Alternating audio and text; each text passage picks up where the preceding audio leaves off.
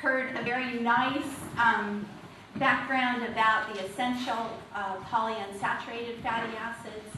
So fat-free diets are lethal, but we need the fats in the right, from the right sources. And as we just heard, the omega-3s can be obtained from walnuts and other seeds and leafy plants. And omega-6s are also essential too, but we tend to get too much of them. And so these are metabolized by desaturases and elongases in the cell to make a variety of long-chain polyunsaturated fatty acids. And these long-chain polyunsaturated fatty acids are, of course, very predominant in brain, retina, and testis. And many of these polyunsaturated fatty acids are substrates for important local hormone actions via prostaglandins. Okay. So that's sort of a background about the PUFAs. And the cells that have the most PUFAs tend to be enriched in the brain and doing a lot of biochemistry, so a lot of transport. Nerve synapses tend to be incredibly enriched in double bonds, whereas the protective sheaths, the myelin sheath in the brain, would not be. So anyway, these very membranes that have these PUFAs, such as mitochondria, are also the source of reactive oxygen species introduced by Dr. Skulichev. And the PUFAs are very prone to autooxidation. And the bisallylic hydrogen atoms are the ones that are incredibly vulnerable to attack. And so what's shown here is linoleic acid and omega-3 fatty acid, and linoleic acid and omega-6 fatty acid. And both of these are essential fatty acids for our diets. Okay, so we have to eat them in order to obtain them because we don't have these late chain desaturases. And the autooxidation occurs by abstraction of the bisallylic hydrogen atom. And so that's shown there. And then the rearrangement occurs forming a conjugated diene, which reacts at diffusion control rates with molecular dioxygen, which is tenfold higher in our membranes, and produces the lipid peroxide. And the lipid peroxide then is right next to other members in the membrane, other polyunsaturated fatty acids, and so this results in the chain reaction. And so a lot of the chemistry that occurs from autooxidation of our essential fatty acids occurs right in the membranes, but what happens is it makes a wide variety of compounds that can diffuse away and do a lot of pretty bad chemistry, and that's some reasons why oxidation of PUFAs is bad. So as I mentioned, their products are oxidizers in their own right and can participate in chain reaction chemistry. A good way to think of chain reaction chemistry is spreading oil-based paint on a wall, which turns into a hard coat of enamel, which is great for the wall, but not so great for our membranes. The aqueous soluble products can diffuse away and modify things like proteins, RNA, DNA, and of course prone to mutations. And oxidative damage of mitochondrial PUFAs can play a role in apoptosis, and many neurodegenerative diseases are associated with oxidative stress, which starts with PUFA oxidation. And so finally, I'd just also like to mention these small molecules can also act as cross-linkers, and predominant products of PUFA oxidation are hydroxyhexenal and hydroxynonenal, which can serve to cross-link proteins and form inactive complexes in cells.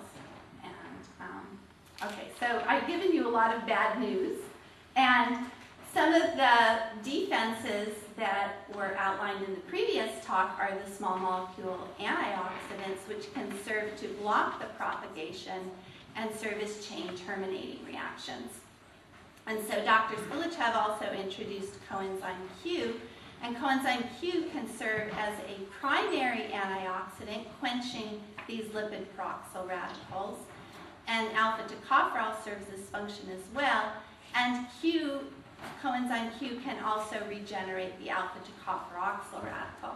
So Q plays two important roles in the cell, or more than two, but it's of course essential for mitochondrial respiration, but it also serves as a very important lipid-soluble antioxidant compound.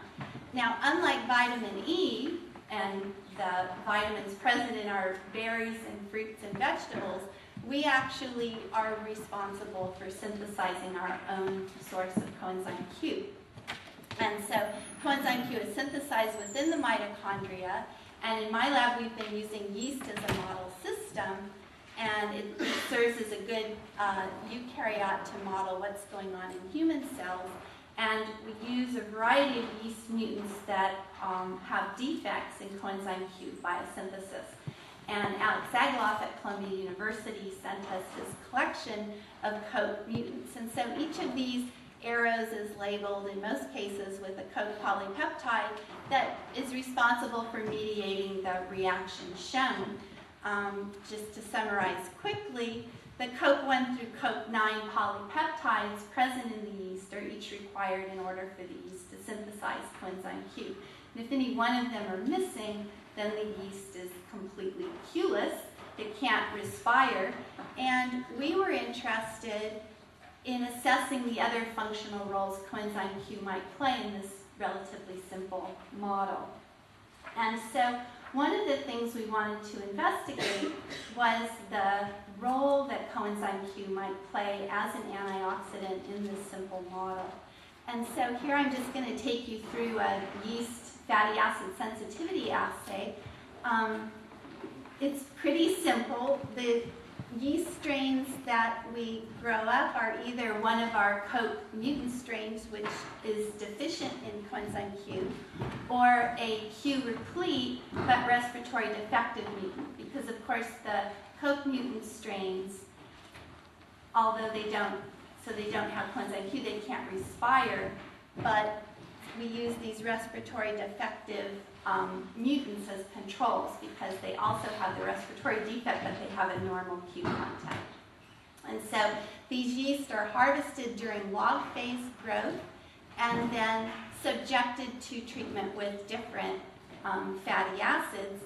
In the case of oleic, it's serving sort of as a fairly resistant fatty acid to oxidation with just one double bond, and then linolenic would have the two double bonds. And yeast are unusual in that they don't normally contain polyunsaturated fatty acids. So yeast get by with just making monounsaturated fatty acids. But when they're given the polyunsaturated fatty acids, they avidly take them up. They're incorporated into their membranes.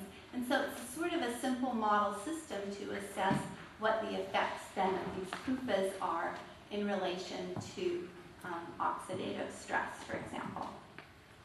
So here's an assay. This was done back in 1996 by Tai Do in my group, where either the COQ3 mutant, which is shown in the squares, is treated with either oleic acid, as shown in the solid symbol, or linolenic acid. And you can see that after 4 hours of linolenic acid treatment, this can range from about 80 micromolar to 800 micromolar. This experiment, I think, was 80 micromolar. There's a profound loss in viability. And the way the viability is assessed, I think I forgot to mention this, was that the samples are taken out and just put on a solid petri dish and colonies are counted. So it's a very simple assay for percent survivors. You're looking at colony-forming units left in the culture, and you can see that 99% or more of the culture has died in the COQ3 mutant case. However, the wild type and the ATP2 mutant, the ATP2 mutant has an intact respiratory chain that is a defect in complex 5. And so this mutant has coenzyme Q and serves as a respiratory defective control. And so there's no real effect of oleic on the COQ3 mutant, but profound effect of linolenic.